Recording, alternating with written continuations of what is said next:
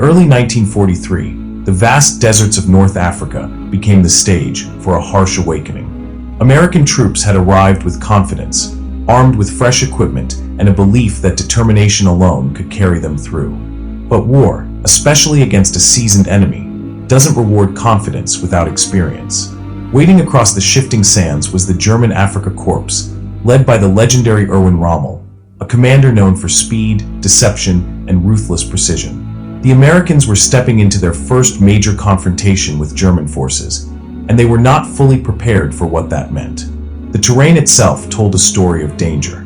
The narrow and rugged Kasserine Pass in Tunisia cut through steep hills, forming a natural bottleneck that could either be defended or turned into a deadly trap.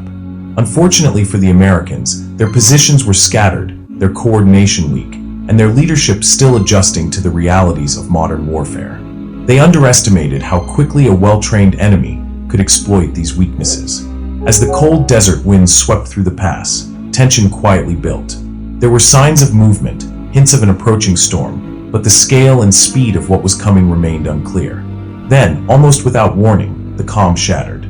German forces surged forward with calculated aggression, turning what had seemed like a defensive position into a battlefield of chaos. In that moment, the illusion of readiness vanished, replaced by the raw, unforgiving truth of war. This was no longer training, no longer theory.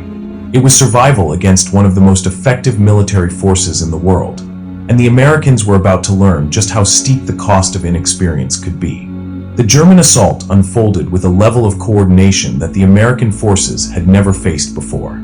Tanks advanced with speed and confidence, slicing through defensive lines while infantry followed closely, securing every inch of ground gained. Above them, air support reinforced the attack, creating a relentless pressure that felt impossible to escape. Under the command of Erwin Rommel, every movement was deliberate, every push designed to exploit weakness and create confusion. For the American troops, the battlefield quickly became disorienting. Communication lines broke down, orders became unclear, and units found themselves isolated in a rapidly shifting fight. What had been planned as a defense turned into a desperate struggle to hold ground. Soldiers who had trained for combat were now facing the full intensity of it for the first time, and the difference was overwhelming. The enemy didn't wait, didn't hesitate, and didn't give them time to recover. As the fighting intensified within the tight confines of Kasserine Pass, the Americans were forced into a series of retreats. Each withdrawal was not just a tactical move, but a sign of a deeper problem. They were being outmaneuvered and outmatched. Equipment was abandoned, positions were lost, and the sense of control slipped further away with every passing hour. The desert, once just a backdrop, now amplified the chaos, with dust, noise, and fear blending into a relentless storm. For many soldiers, this was the moment when the reality of war truly set in. It was not about plans or expectations anymore. It was about reacting, surviving, and trying to make sense of a situation that seemed to be unraveling faster than anyone could control. As the battle continued, the situation for American forces deteriorated into what could only be described as a brutal wake-up call.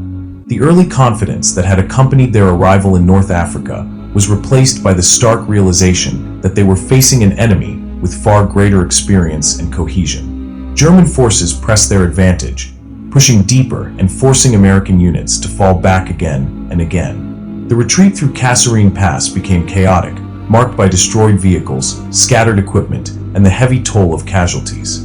Thousands of soldiers were killed, wounded, or captured, and the scale of the losses sent a clear message. This was not a minor setback, but a serious defeat. Yet within this collapse, something important began to take shape. The shock of the defeat forced commanders to confront their mistakes. Leadership weaknesses became impossible to ignore, and the need for better coordination, clearer communication, and stronger tactical planning became urgent.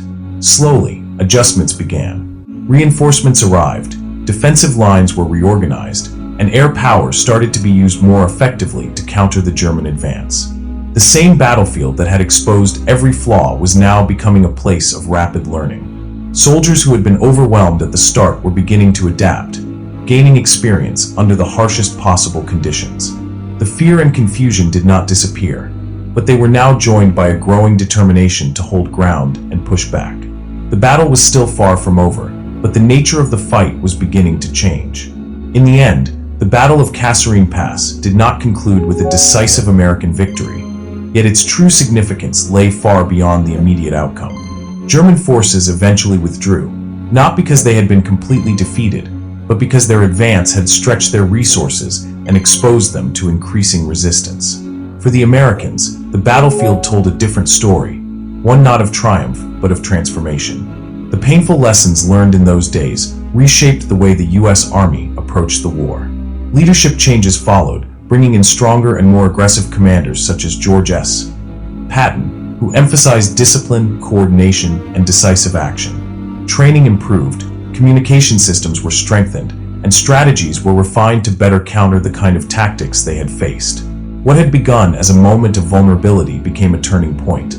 The soldiers who left Kasserine were no longer untested or uncertain. They carried with them the experience of real combat, the understanding of their enemy, and the determination to never be caught unprepared again. In this way, the battle became more than just a clash in the desert. It became a defining moment in the evolution of American forces during World War II.